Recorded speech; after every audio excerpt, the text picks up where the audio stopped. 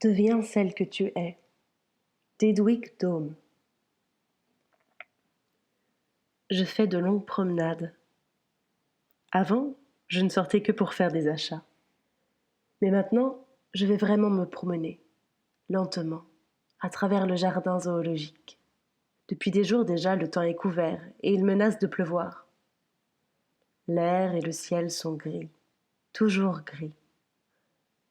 Les feuilles sont encore vertes, mais flétries, tachetées de noir.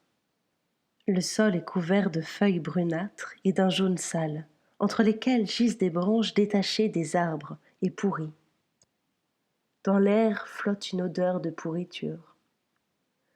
La terre humide et lourde semble aspirer les feuilles. Ne s'en nourrit-elle pas?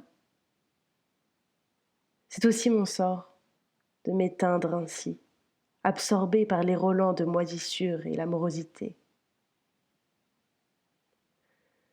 Dans une partie écartée du jardin zoologique se trouve un petit jardin clos, inculte, à l'intérieur duquel se trouve une sorte de petite remise de jardinier.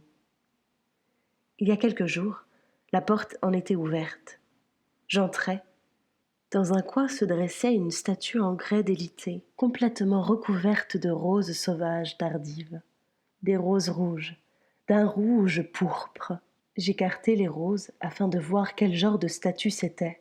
Elle n'avait pas de tête. La colonne était toute mouchetée de rouge, comme si le sang avait dégoutté à partir du tronc sans tête, expliquant ainsi le flamboiement si rouge des roses.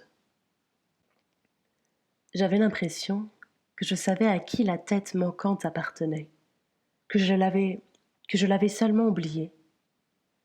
Je me mis à chercher la tête dans les broussailles, et à chaque fois que je retourne à cet endroit, je cherche involontairement la tête.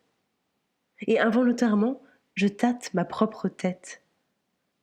Mais celle-là tient encore en place. Seulement, pas très solidement. Au jardin zoologique, c'est si triste maintenant. J'ai envie d'aller jeter un coup d'œil un peu plus loin, en pleine campagne, loin de la ville et des hommes. Je voudrais des champs et des prairies. Depuis mon appartement jusqu'à la route qui va en direction de Wilmendorf, la distance n'est pas très grande. Je me mets en marche. Enfin des champs dégagés. D'un côté, une terre d'un gris qui tire sur le vert. Des taches de sable décolorées, entre lesquelles croît une herbe rase. De ci, de là, une touffe d'herbe ou un bosquet de pins. Au loin, une rangée d'arbustes chétifs. De l'autre côté, je ne sais pas si c'était des champs, des terrains à bâtir ou des dépotoirs. Un souffle insipide, pas d'air frais. Un bric-à-brac dispersé tout au long du champ. Des arrosoirs cassés et des vieilles bottes. Des amas de terreau. Quelques chiffons de toile. Des briques. Dans un autre endroit, des pommes de terre embroussaillées. Une palissade de lattes, près de laquelle des déchets de têtes de choux pourris couleur lilas. Une tonnelle de planches lâchement assemblées, tendue d'une étoffe sale et noirâtre. Derrière, un tournesol. Un arbre malingre, sous lequel se tenait une carriole vermoulue. Un tombereau tiré par de maigres haridelles qui chargeaient les dernières pommes de terre et têtes de choux. Broussailles marron, broussailles grises et noirâtres, vapeur de brouillard. Au loin, les bâtiments arrière des maisons de rapport. Sans force, l'humeur sombre, j'ai suivi d'un pas traînant la rue désolée et ennuyeuse. Une étrange voiture venait lentement à ma rencontre. Une petite roulotte, pourvue de fenêtres de tous les côtés.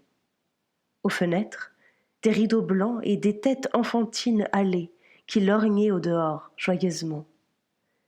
C'étaient des bohémiens qui allaient de place en place. Une jeune personne, à peine adulte, vint à moi en sautillant et mendia. Non, elle ne mendia pas. Elle m'adressa la parole avec une grâce espiègle pour me prier de lui offrir quelque chose. Je lui demandai où ils allaient. Elle rit et dit « Plus loin ?» N'avait-il pas de demeure fixe ? Elle rit de nouveau. C'est dans cette caisse-là qu'ils étaient nés, qu'ils se marieraient, qu'ils avaient leurs enfants. Et c'est là qu'ils mourraient, toujours en chemin.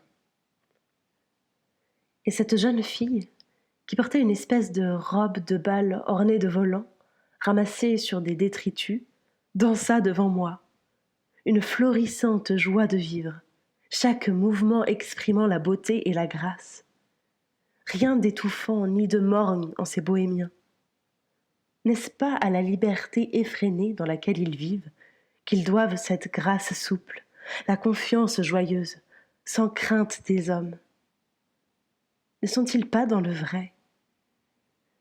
Aller toujours plus loin, de place en place, dormir dans un endroit différent chaque nuit, aujourd'hui sur les hauteurs vantées, demain dans l'obscurité de la forêt, en de larges plaines ensoleillées, sur la rive des fleuves, au sein des montagnes. Par moments, l'idée de devoir rester toujours à un endroit du globe, tandis qu'il existe des millions d'endroits plus beaux, a quelque chose d'effrayant. Ne jamais les voir. Nous sommes pitoyablement conçus, si totalement dépourvus d'elle. Involontairement, je m'en allais, aussi vite que je le pouvais, plus loin, plus loin. J'arrivais à proximité du Grunewald, où, en bordure d'un bois de pins misérables, se trouve une rangée d'auberges. Les gens de la petite bourgeoisie ont l'habitude de descendre là. Devant le bois, il y a une prairie, interrompue par des raies de fans de pommes de terre flétries. À travers l'herbe mince, la terre noire et humide luisait. Ici et là, de petits tas de tessons et de détritus. Des immeubles neufs portant encore l'échafaudage. Au loin, les pâtés de maisons de la ville. On était dimanche. Je n'y avais pas pensé. Des équipages de bouchers et de boulangers avec des familles nombreuses étaient arrêtés devant les auberges. De jeunes gens s'ébattaient dans la prairie, couraient au cerceau ou à chat. Les jeunes filles avaient la chevelure ondulée, portaient des robes claires de couleurs vives, beaucoup de bleu ciel et de rose. Les parents s'asseyaient sur des monticules de pierre et mangeaient des tartines de beurre qu'ils tiraient de leur panier.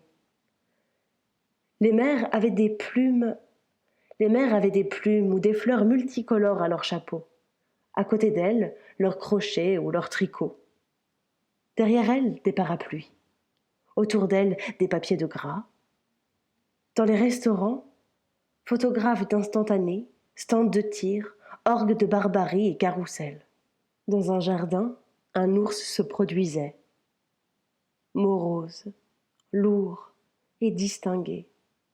C'est ainsi que se tenait le ciel d'automne au-dessus de l'amusement tapageur.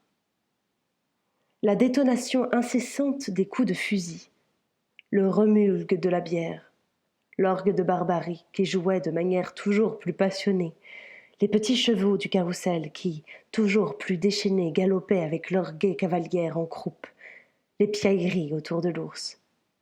Cela n'était-il pas vain, insensé, et si près de la poussière de la rue et sans soleil? En quoi aurait-il besoin du soleil? La jeunesse, c'est déjà le soleil.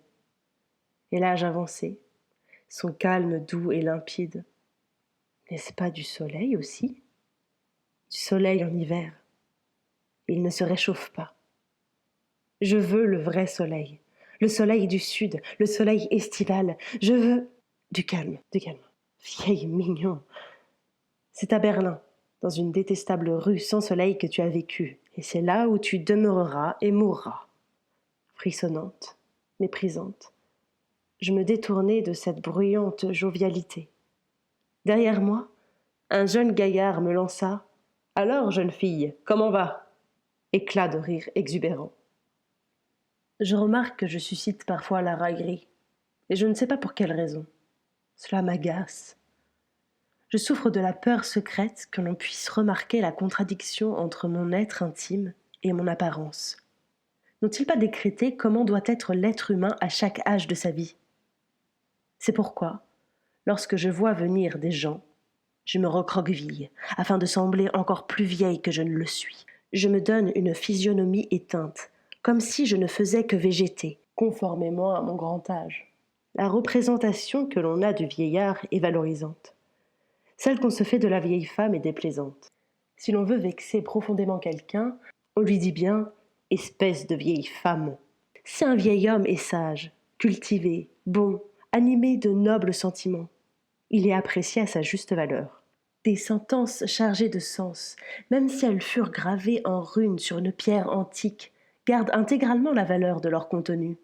Mais si une vieille femme, de son vivant, s'exprime et pense de la manière la plus sage, la plus noble, autant en emporte le vent.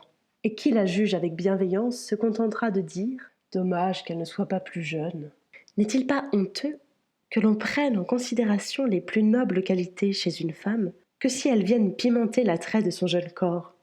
C'est avec tant de mépris, tant de répugnance que l'on regarde la femme âgée, comme si son âge était une faute méritant un châtiment. Vous, les jeunes, et les encore plus jeunes, vous vieillissez aussi pourtant, et vous voulez vieillir, et vous considérez comme un sort cruel de ne pas vieillir. Pourquoi vous contredisez-vous ainsi? L'être humain n'existe-t-il que pour une portion déterminée de vie? L'enfance n'est-elle couverture, ou la vieillesse qu'épilogue? Non pourtant. L'enfance aussi la vieillesse, ont un droit entier et absolu à l'existence. Un être humain, et même s'il s'agissait que d'une femme, et même si cette femme était âgée de 80 ans, a autant le droit de vivre sa 80e année que sa 20e. Et même, qui sait s'il n'y a pas plus de valeur dans sa 80e année qu'il n'en avait dans sa 20e. Dans l'antipathie envers les vieilles femmes, il entre beaucoup de la barbarie des siècles reculés, de ces siècles où la maladie était considérée comme une faute, et où on noyait tout simplement les vieux lorsqu'ils ne servaient plus à rien. N'est-il aucun saint dans le cœur duquel nous pourrions déposer notre souffrance? Futur sacré, toi, intercède pour nous autres, les vieilles femmes.